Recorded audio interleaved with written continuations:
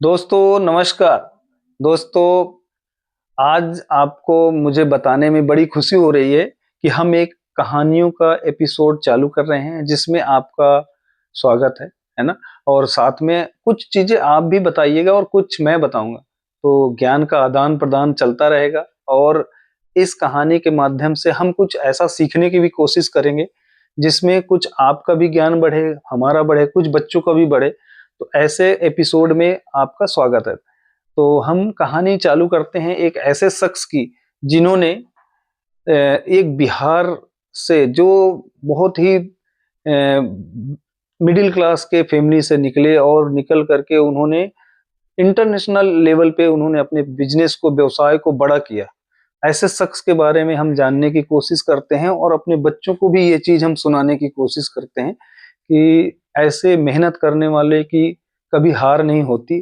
और तो ऐसे शख्स की आज हम बात कर रहे हैं। तो जैसे कि आप, बिहार एक हमेशा क्वेश्चन में रहता है कि पिछड़ा हुआ राज्य है, तो उस राज्य से वो निकल करके वहीं जन्मे, 15 साल तक की जो अपनी पढ़ाई थी, वो एक वहीं पे पढ़ाई करके फिर अपने फादर साहब के जो बिजनेस था, छोटा बिजनेस था, जो एल्युमिनियम कंडक्टर का काम था, उस बिजनेस में उन्होंने हाथ बटाया। तो ऐसे शख्स के बारे में हम जानने की कोशिश करते हैं। तो उन्होंने बिहार के पटना में 1954 में जन्मे और उनके जो फादर थे उनका नाम द्वारका प्रसाद अग्रवाल।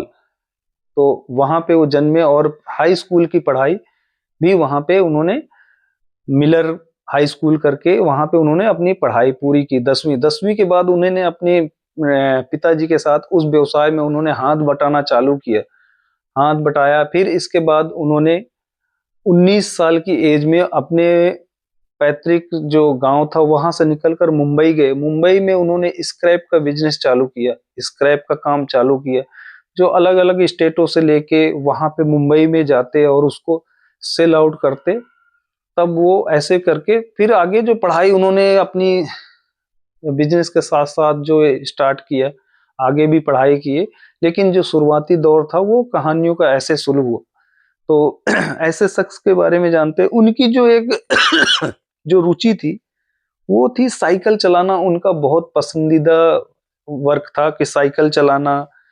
प्योर वेजिटेरियन थे और कृष्ण भक्ति में बहुत ज्यादा उनका विश्वास था, विश्वास आज भी है। तो ऐसे शख्स को साथ में उनका एक बहुत बड़ा इंटरेस्टिंग पॉइंट और ये था कि जो हमारे लीडर लालू प्रसाद यादव जी, जो बिहार के मुख्यमंत्री रहे, वो उनके क्लासमेट भी थे। तो ऐसे शख्स को हम एक बार नजदीक से जानने की कोशिश करते हैं। तो मुंबई में 19 साल की एज में उन्होंने 1973 में उन्होंने कबाड़ का काम चालू किया।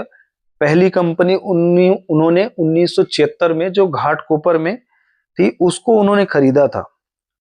1976 में उन्होंने उस कंपनी को खरीदा, जो 15 लाख डाउन पेमेंट देके उस कंपनी को खरीदा, जो बैंक करप्ट थी। बैंक करप्ट, कई बार उन्होंने बताया कि बैंक करप्ट का मुझे मतलब भी नहीं पता था उस समय कि बैंक करप्ट क्या होता था, क्योंकि जिस राज्य से आए थे वहां पे अंग्रेजी अंग्रेजी शब्द का बच्चों के ऊपर इतना ज्यादा दबाव था कि अंग्रेजी बोलना, समझना ऊपर से निकल जाती थी, कुछ भी नहीं समझ में आता था। तो ऐसे उनका स्पीच भी है। तो आप कभी भी उनको ऑनलाइन आप सोशल मीडिया पे पढ़िएगा सर्च करके, तो आपको पता चलेगा। तो जब उन्होंने उस कंपनी को 15 लाख डाउन पेमेंट देके खरीदा, उसके बाद वो स्क्रैप से कंपनी को फिर से उठाए, जिसमें तमाम यूनियन, बहुत सी चीजें थी जो उनको सुधारना था। ऐसे उन्होंने उस कंपनी को, जो स्टेरलाइट प्राइवेट लिमिटेड करके थी, उसको उन्होंने आगे बढ़ाया और उस कंपनी के बाद उन्होंने फिर मल्टीपल बिजनेस किए, बहुत ऊंचाइयों तक अपने बिजनेस को ले गए, है ना? तो इस तरह से हमारे ये लीडर, जो एक बहुत सफल बिजनेसमैन है, साथ में उन्होंने मेदांता सॉरी वेदांता ग्रुप के चेयरमैन भी बने। आज भी वो वेदांता ग्रुप के चेयरमैन हैं और उन्होंने अपनी कंपनी को इस ऊंचाइयों तक लेके आए, जैसे कि आप इंडिया से लेके उन्होंने लंदन उसको शिफ्ट किया, लंदन से ऑपरेट किए। तो लंदन जाने के पीछे भी बहुत सी कहानी है, तो वो भी मैं आपको बताऊंगा। तो लंदन जाने के पीछे की कहानी है कि उन्होंने लंदन क्यों गए, उसका एक वैश्विक महत्वाकांक्षी थी कि वैश्विक महत्वाकांक्षी होने के कारण उन्होंने अपनी कंपनी को लंदन में जाके शिफ्ट किए। जैसे कि उन्होंने बताया कि वैश्विक खिलाड़ी बनने का भी बहुत बड़ा सपना देखते थे। उन्होंने कई बार अपने इंटरव्यू में बोला था कि लोगों को सपना देखना बंद नहीं करना चाहिए, सपना देखते रहना चाहिए। और जो एक जिज्ञासा होती है कि जिज्ञासा के साथ साथ कि आपकी भूख, आपको काम करने की जो भूख होती है ना, वो कभी खत्म नहीं होनी चाहिए। हमेशा आपको काम करने की भूख, चाह होनी चाहिए। एक काम खत्म किए तो दूसरे काम करने की आपकी भूख और जागृत हो जाना चाहिए। तो वो उनका मूल मंत्र रहा शुरू से। तो उस मूल मंत्र को लेके वो आगे बढ़ते गए और बड़ी ऊंचाइयों पे पहुंच के अपने आप को एक नई मुकाम, नया बिजनेस, हमेशा नए नए पायदान को वो पार करते गए। तो नाम है अनिल अग्रवाल, मिस्टर अनिल अग्रवाल, जो बहुत बड़े बिजनेसमैन हैं। तो मैं उनकी बात कर रहा हूँ। आप सोशल मीडिया पे उनको सर्च कीजिएगा तो आपको जरूर उनके बारे में। अच्छा, मैं आपको बता रहा था कि लंदन क्यों शिफ्ट किए। तो एक तो सबसे ज्यादा था कि वैश्विक महत्वाकांक्षी थे, सपना देखते थे कि हम अपने बिजनेस को कैसे आगे बढ़ाएं। तो उस रूप से भी वो देखते थे। और लंदन का अंतरराष्ट्रीय बाजार का प्रवेश द्वार था, ऐसा उनका मानना था। तो दूसरा एक और पूंजी तक पहुंच बनाने के लिए उन्होंने लंदन स्टॉक एक्सचेंज पे उन्होंने अपना सूचीबद्ध होने से अंतरराष्ट्रीय निवेशकों और पूंजी के व्यापक समूह तक पहुंचने का संभव हो गई, ऐसा वो सोच रहे थे और ऐसा हुआ भी। और एक तीसरा क्वेश्चन और था उनके माइंड में कि उचित मूल्यांकन होगा। जैसा कि अग्रवाल सर मानते थे कि स्थानीय बाजार में भारतीय पारिवारिक व्यवसायों का मूल्यांकन कम किया गया है, ऐसा उनका अपना मानना था।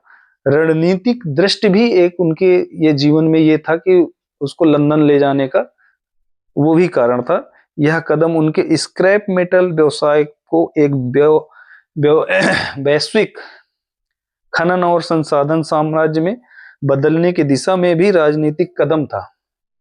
तो ये उनके 4-5 महत्व कारण थे जो उन्होंने लंदन में अपने बिजनेस को भी लेके गए। तो एक तो ये था, अभी हाल में ही उन्होंने अपना सोशल मीडिया पे एक पोस्ट डाली है अपने बेटे को लेके। जो उनके बेटे अमेरिका गए थे स्कीइंग के लिए, तो वहां पे उनका एक्सीडेंट हुआ था, जो हॉस्पिटल में एडमिट थे। और वो अभी उनका दिल का धड़कन रुक जाने की वजह से उनका मौत हो गई। तो उसका उन्होंने एक बहुत ही दुखद मैसेज पोस्ट किया है, जो मैं आपको उसमें से ही पढ़ के बताता हूँ। उन्होंने लिखा है, आज मेरे जीवन का सबसे दर्दनाक दिन है। अग्रवाल सर लिख रहे हैं कि आज मेरे जीवन का सबसे दर्दनाक दिन है। मेरा अग्निवेश, अग्निवेश उनका पुत्र जिनका नाम है, 49 साल का बेटा आज हमारे बीच नहीं रहा। बहुत दुखद घड़ी है। तो ऐसे दुखद घड़ी में हम सब ईश्वर से प्रेयर करें कि उनके परिवार को इस दुख की घड़ी में दुख सहने की शक्ति दे। साथ में उनके बेटे की आत्मा की शांति के लिए हम सब लोग अपने तरफ से प्रे भी करें। एक बाप के कंधे में, उन्होंने लिखा, एक बाप के कंधे में बेटे की अर्थी जाए, इससे बुरा वक्त क्या हो सकता है। सच बात है, यदि बाप के रहते बेटे की अर्थी उसके कंधे पे जाए तो इससे बड़ा दुख और क्या हो सकता है। आप सब, हम सब समझ सकते हैं। अग्निवेश अपने दोस्त के साथ अमेरिका में स्कीइंग करने गया था, वहां एक्सीडेंट हो गया। हम एक्सीडेंट हो गया। वो माउंट सिनाई हॉस्पिटल न्यूयॉर्क में ठीक हो रहा था। हमें लगा सब ठीक हो जाएगा, लेकिन अचानक दिल की धड़कन रुकने की वजह से उनकी मृत्यु हो गई। तो ऐसे बहुत सी चीजें उन्होंने पोस्ट में लिखा है। तो आप लोग उनकी आत्मा की शांति के लिए ईश्वर से प्रे कीजिए। साथ में उनके परिवार को इस दुख की घड़ी में उबरने के लिए हम सब उनके परिवार के साथ हैं और साथ में ईश्वर से ये कोशिश करते हैं, प्रे करते हैं कि उनकी इस दुख की घड़ी में उबरने का उनको ताकत दें। Thank you so much.